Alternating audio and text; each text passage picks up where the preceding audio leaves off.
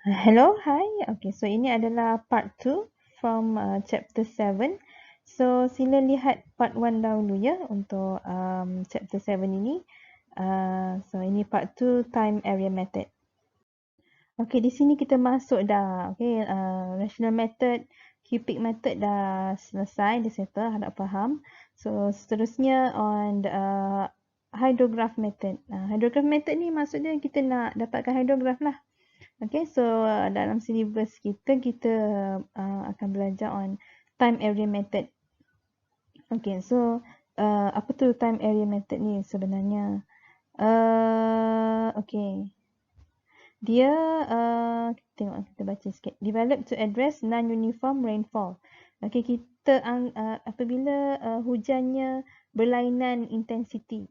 Kalau yang cubic tadi, rational method, kita anggap hujan dia uniform. Tapi kali ini dia non-uniform rainfall. So, dia ada rainfall intensity yang berbeza mengikut jam. Maksud kata, jam pertama hujan dia sebanyak ini. Jam kedua kurang sikit dan berikutnya. Maksud dia non-uniform. Okay, time area unit hydrograph theory establish a relationship between the travel time and a portion of a basin that may contribute runoff during that travel time. Okay, the closest area to the basin outlet will contribute to the final runoff hydrograph. So, outlet ni much sooner than the areas on the basin boundary. Okay, maksud dia runoff dia akan sampai closest area, kawasan yang paling dekat to the basin outlet will contribute to the final runoff hydrograph much sooner than the areas on the basin boundaries.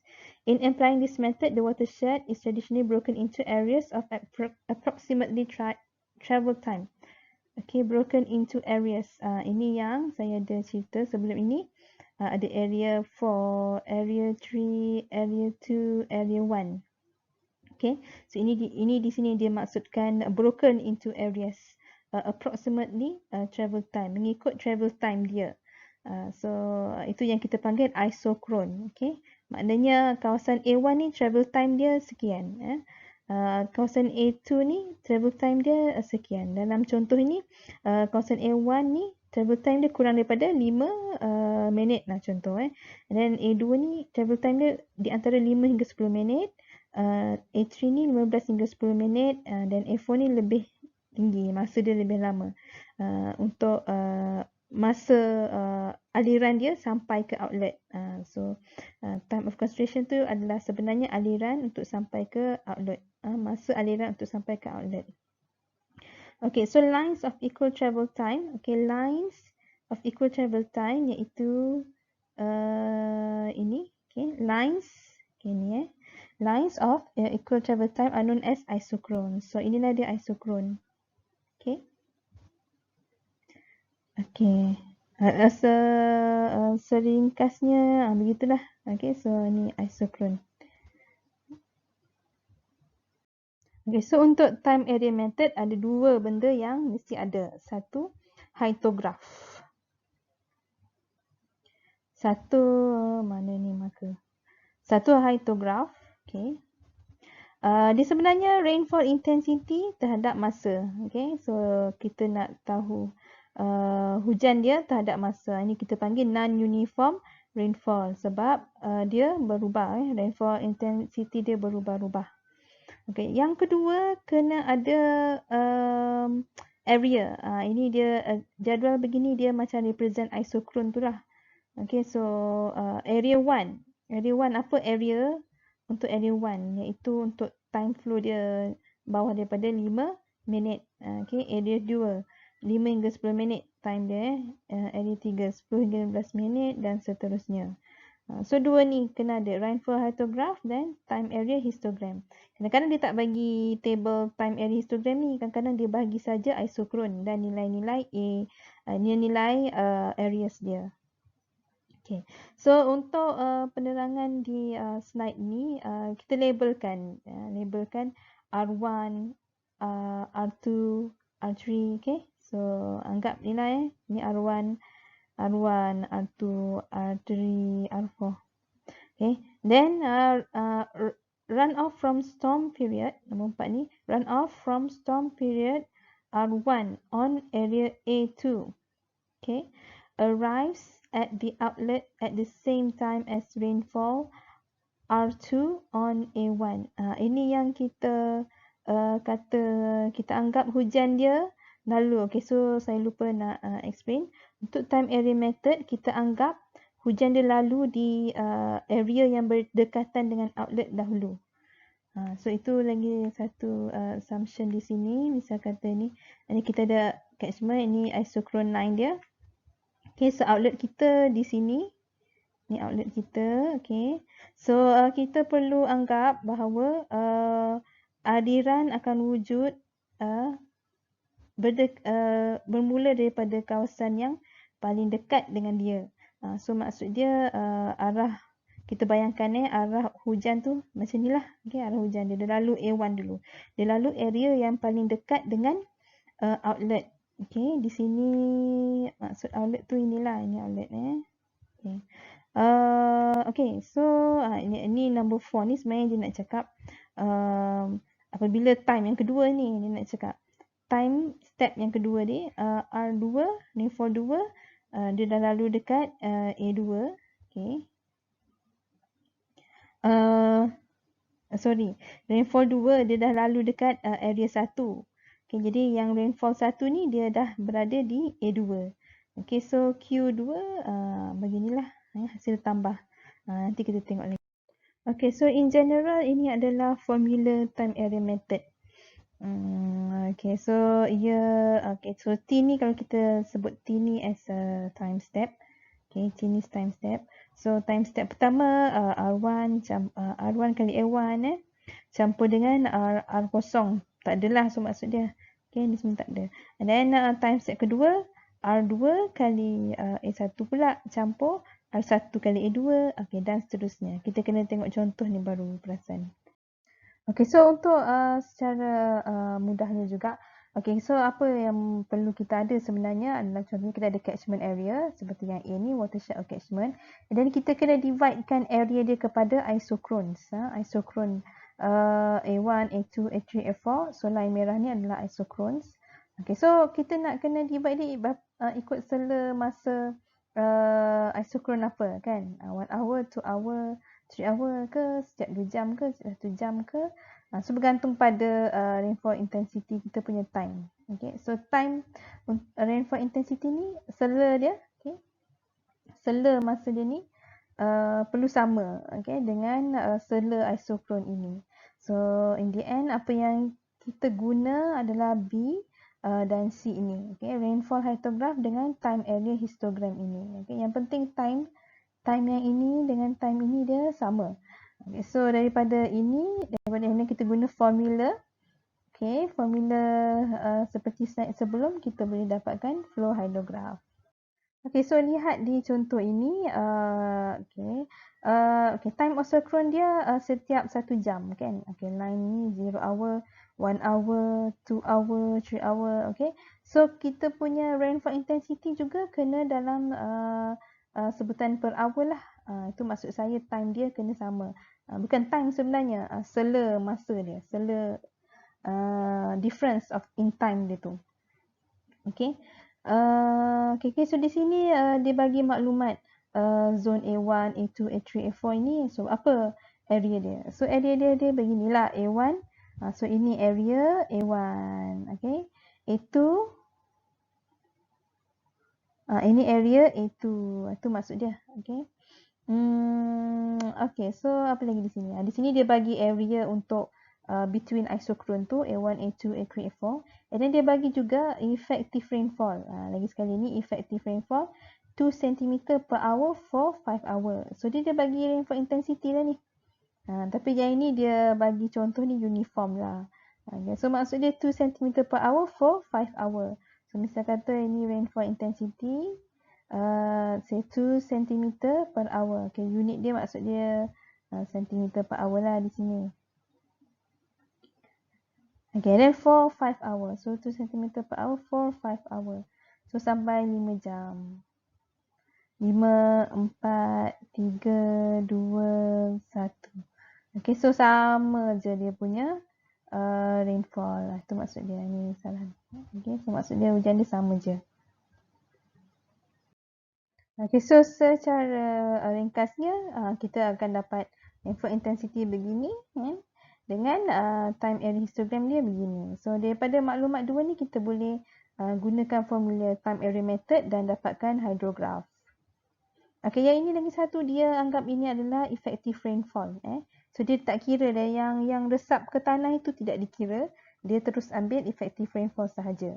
So bila kita ingat tak formula dia masa kali area kan. So masa ini sebenarnya unit dia sentimeter masa pula rainfall kali area. So rainfall ini unit dia dalam bentuk intensity centimeter per hour contohnya. So kita kali dengan area. Okay, ingat dia C kali A C pula. R kali A kan. Kalau formula dia Q sama dengan R1 kali A1 campur R2 kali A0 lah. Begitu kan. So unit dia begini. R dalam unit centimeter per hour contohnya boleh jadi millimeter per hour, centimeter per hour, bergantung pada soalan. Dan area dia juga boleh jadi meter square, kilometer square. Jadi kita kena aware, kena ingat bahawa kena samakan unit. Samakan unit. Sebab kita nak darab, kita kena samakan unit dia. So 2cm ni nanti kita kena convert jadi meter juga. Baru kita boleh darab. Okay. And then baru kita boleh dapat dalam bentuk flow lah, meter padu per second ke, meter padu per minit ke, meter padu per jam ke. Okay. Untuk memudahkan pengiraan, apa yang kita boleh buat adalah buat table. Table macam ni. Okay, so dia ada time step. Okay, ada time step. And then ada discharge dia. Discharge ni yang kita nak kira lah. Flow ataupun discharge ke run off ke dia benda yang sama. Okay, so dia formula dia R kali A. Okay, so ingat unit kena sama. So kalau R tu asalnya centimeter per hour kan, jadi kita kena tukar unit dia meter per hour. Kenapa tukar meter ni? Sebab catchment area dia diberi dalam unit meter square. Sebab catchment area dia dibagi unit meter square, kita tukarlah unit rainfall ni kepada meter per hour. So hanya convertkan cm ni kepada meter. Okay. So ini penggunaan dia. Okay. So Q0 kosong lah. Maknanya Q0 ni time step yang pertama. Okay. Maknanya masa kosong. And then masa yang 1 jam. Okay. Dah mula dah. Hujan ni dia di A1. Okay. Hujan R1 tadi dia di A1. Okay. So dia R1 kali A1. And then di area 2, area 3, area 4 belum lagi ada hujan. Okay. Jam kedua pula. Okay. Yang hujan R1 tadi tu dia sudah pergi ke A2. Okay. Yang hujan R1 tadi dia dah pergi ke A2. Jadi di A1 R2 lah. So di A1 sekarang R2 pula. Okay. Okay. So campurkan dengan hujan R1 tadi yang pada ketika ini sudah berada di A2. And then di A3 masih kosong. Belum ada hujan lagi. Di A4 belum ada hujan lagi. Okay. And then time yang ketiga pula. Okay. So Q3 di sini. So okay, rainfall yang R1 tadi. Okay, R1 tadi asalnya di A1 dia dan di A2, okay. Boleh tengok pattern di sini. Yang rainfall R1 ni tadi bermula dia di A1 and then dia ke A2, kemudian dia ke A3, kemudian dia ke A4. So kita boleh tengok corak dia gitu. Macam R2 ni, asalnya dia di A1, lepas tu dia pindah ke A2, lepas tu dia pindah ke A3, lepas tu dia pindah ke A4. Okay, boleh tengok macam tu juga.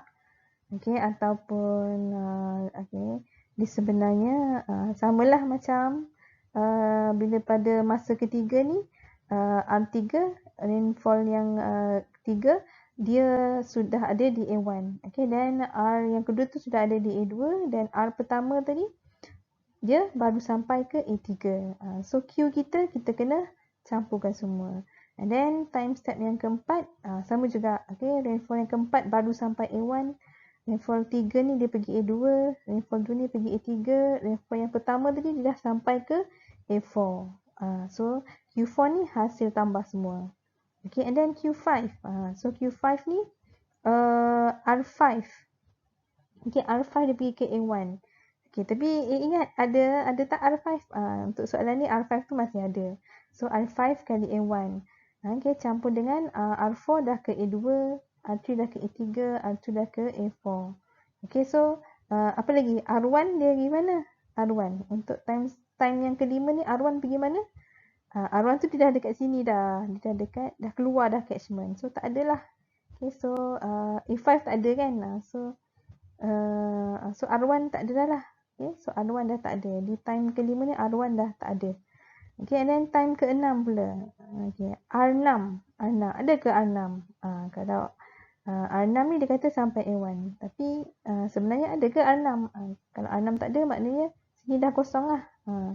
Okay, and then seterusnya. So rasanya dah boleh nampak dah pattern dia. Jadi slide ni dia hanya nak cakap di sini disebabkan rainfall tu selama 5 jam saja. So ada sampai R5 saja. Jadi R6, R7, R8 sebenarnya kosong. So bila kosong di mana yang ada R6, di mana ada R6, R7, R8 yang ni kan. Yang ni sebenarnya kosong lah. Itu je maksud di slide ini. Okay, di sini dia hanya padam. Dia padam je yang tak ada. Okay, so kalau dah pandai, dah faham betul, so sebenarnya kita boleh tulis je begini. Okay, kita juga boleh buat table begini ya. Q dia di kolom yang terakhir lah. Kita boleh je buat macam ni. Nak tulis Q kat sini boleh, nak tulis Q, kolom Q pada awal pun boleh. Okay, asalkan cara kira ni betul lah. Okay, so ini kita dia bagi contoh bila kita masukkan sahaja nilai. Okay, so contoh soalan ni rainfall intensity dia sama je. So itu yang dia jadi. Semua ni 0.02. Nampak semua 0.02. Okay, so yang dalam kurungan ni adalah area. R kali A. So area dia ni dalam hektar, so dia dah tukar kepada meter square. So hanya masukkan nilai dan untuk Q ni tambahkan sahaja. Okay. So setiap setiap row ni, setiap row kita tambahkan. Okay. Okay, so setiap row kita tambahkan. So hasilnya nanti kita akan dapat Q, meter cube. Okay, so dalam kes ini meter cube per hour. Okay, so ini sama je dengan slide sebelum. Cuma dia kemaskan sikit. Okay, so kita boleh tengok. Okay, setiap R1 kali A1 di setiap kolom. So ini adalah apa sebenarnya? Adakah ini hydrograph sebenarnya? Ataupun unit hydrograph? Cuba fikir. Okay, so ini kalau kita plot hasil dari pengiraan discharge kepada time. So kita akan dapat bentuk hydrograph yang cantik. Daripada tak ada hydrograph, kita hanya ada rainfall intensity sahaja. Dan kita ada area kepada ruang isokron sahaja, kita boleh dapat hydrograph. So saya tanya tadi, adakah ini unit hydrograph atau tidak? So ingat balik, unit hydrograph tu apa? Meter cube per second, biasanya lah meter cube per second per satu unit effective rainfall kan. So ini adakah ia satu unit effective rainfall? Dia bukan So dia bukan terhadap satu unit effective rainfall. Dia adalah discharge. Okay, dia adalah discharge. Discharge yang biasa, tapi ada yang jika kita nak jadikan dia discharge sebenar, sebab kita kita develop hydrograph ini daripada rainfall intensity. So kalau kita nak develop hydrograph sebenar, apa yang perlu kita buat? Cuba fikir kejap. Apa yang perlu kita buat? Okay, so ingat ini kita derive ini daripada effective rainfall. So apa yang kita dapat ini hanyalah from runoff. Okay, from runoff. Okay, so jika kita nak hydrograph yang sebenar, dia macam ni dia tak mula dengan kosong. Tapi dalam kes ini dia bermula dengan kosong. So sebenarnya kalau kita nak wujudkan hydrograph seperti mana yang sebenar, kita kena tambah base flow. Okay. kita kena tambah base flow. Okay, kalau kita tambah base flow, so dia akan jadi seperti hydrograph yang sebenar. Okay, seperti hydrograph yang kita belajar tu lah. Dia ada, okay, anggaplah lane listrik. Dia kena ada base flow. Okay. So, tapi hasil daripada time area method ni, kita dapat hydrograph, cuma dia tak ada base flow. So, kalau kita nak wujudkan hydrograph yang sebenar, kita kena tambah base flow. So, mungkin kena tengok history catchment tu lah. So, kena tambahkan dengan sesuatu value of base flow. Okay, so kalau nak lebih faham apa yang kita kena buat exercise. So, ini belum lagi exercise sebenarnya. Kita buat example dulu. Misal kata diberi rainfall hydrograph. Okay, ingat kan ada dua benda yang diperlukan, iaitu rainfall hydrograph dan time area histogram. Okay, kali ni dia bagi it says effective rainfall hydrograph. Okay, dia memang dengan syarat dia kena guna effective rainfall sebab kita tak tahu berapa yang resap. Sebab pengiraan tu kita gunakan benda yang gunakan rainfall yang tidak resap ke tanah, hanya rainfall yang excess ataupun effective rainfall. So dia bagi rainfall hydrograph ini, and kali ni dia tak uniform kan, dia bukan dua je kan, dia tak sama. Okay, dia berbeza, ada dua 5 jam juga, okay, 5 time step juga, 5 jam. And then part CY ni ingat rainfall intensity, dia kena dalam unit rainfall intensity. Okay, dan time area histogram ni dia bagi dalam meter square. So ingat unit ni tak sama, jadi nanti kena convert. Okay, so untuk mudahkan pengiraan, kita buat jadual seperti di dalam contoh sebelum ni. Okay, so ini kena faham time yang pertama lah. Okay, yang 0 hour 0. Okay, 1 hour. So mula dengan R1. Okay, so R1 dia lalu A1 dulu. Okay, dan jam kedua. Okay, sekarang A1 ni dah R2 yang lalu. Okay, and then campur dengan R1 kali A2 sebab R1 tu dah pergi ke A2. Okay, time step yang ketiga, R3 pula lalu ke A1. Okay, dan R2 tu dah pergi A2 dan R1 ke A3 dan seterusnya. So, yang ni mungkin dah faham ya? Okay, so ingat balik. Okay, R1 tu adalah 0.02. Ini dah tukar unit. Dia dah tukar unit ke meter. Okay, and then kali dengan A1 tadi. Okay, so dia dalam unit meter square 1000. Okay, so kemudian R2 pula. R2 nilai dia 0.04. Boleh rujuk balik rainfall intensity. Okay, yang diberi. Tengok balik rainfall intensity yang diberi. Dia 0.04 kali A1 1000. Okay, and then R1 tadi itu 0.02. Dia dah pergi ke area kedua 2000. Okay, dan seterusnya. Yang ketiga ni pun sama. So yang ni R3 dia 0.04 meter. Boleh tengok balik rainfall intensity tadi. Tengok hydrograph tadi. Okay, and then yang ni R2. Okay, yang ni R1. Okay, so darab dengan area yang masing-masing. Okay, dan seterusnya. Okay, so hasil tambah hasil kali R dan A tu, so kita boleh dapatkan Q. Okay, so ini dia hanya ringkaskan lagi pengiraan dia. Okay, jadi bila kita dah dapat nilai-nilai discharge dia, so kita boleh plot dan kita boleh lihat. So kalau bentuk tu cantik, bentuk macam hydrograph tu dah okay, so dah kira betul dah tu. Okay, so ini hydrograph tapi tanpa base flow. Okay, so ini sahajalah sebenarnya chapter 7 kita. Okay, so peak discharge dan time area method.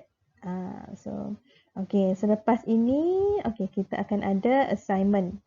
Okay, so nanti lihat ya, lihat di note apa assignment kita. Okay, saya bahagi saja assignment 3 di sini. Okay, so apa dia di sini? Okay, the following is a table of an effective rainfall intensity. Okay, and a time area histogram. Okay, of a catchment. Okay, saya kata ini catchment dia. Residential development is planned to be constructed. Okay, the peak discharge and volume of the runoff coming out from the catchment need to be measured. Okay, so maksud dia nak peak discharge dengan runoff volume. Okay, runoff volume.